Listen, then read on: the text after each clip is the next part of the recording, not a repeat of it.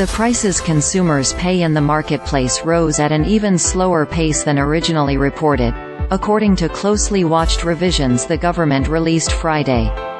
Updates to the Consumer Price Index showed that the broad basket of goods and services measured increased 0.2% on the month, less than the originally reported 0.3%, the Labor Department's Bureau of Labor Statistics said.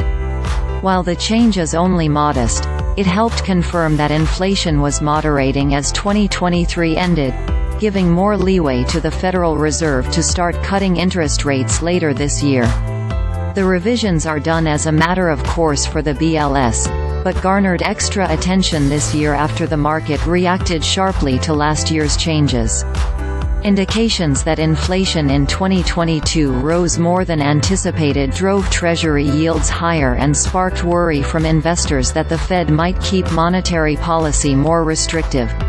Fed Governor Christopher Waller, in particular, had called attention to the 2022 revisions, sparking market attention for the latest round.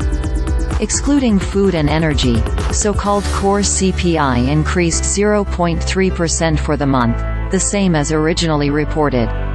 Fed policymakers tend to focus more on core measures as they provide a better indication of long-run movements in inflation. Also, the headline November reading was revised higher, up 0.2% versus the initial 0.1% estimate. In aggregate, the revisions indicate that headline CPI accelerated at a 2.7% annualized rate in the fourth quarter, down 0.1 percentage point from the initially stated figures, according to Ian Shepherdson, chief economist at Pantheon Macroeconomics. The revisions amounted to a damp squib, said Paul Ashworth, chief North America economist at Capital Economics, though they could exert some influence on the Fed. Since some Fed officials were apparently worried about a repeat of last year, when the revision pushed up the monthly changes in core prices in the final few months of last year, the lack of any meaningful change this year, at the margin at least, supports an earlier May rate cut, Ashworth added. The Fed priorities the Personal Consumption Expenditures Price Index as its main inflation gauge.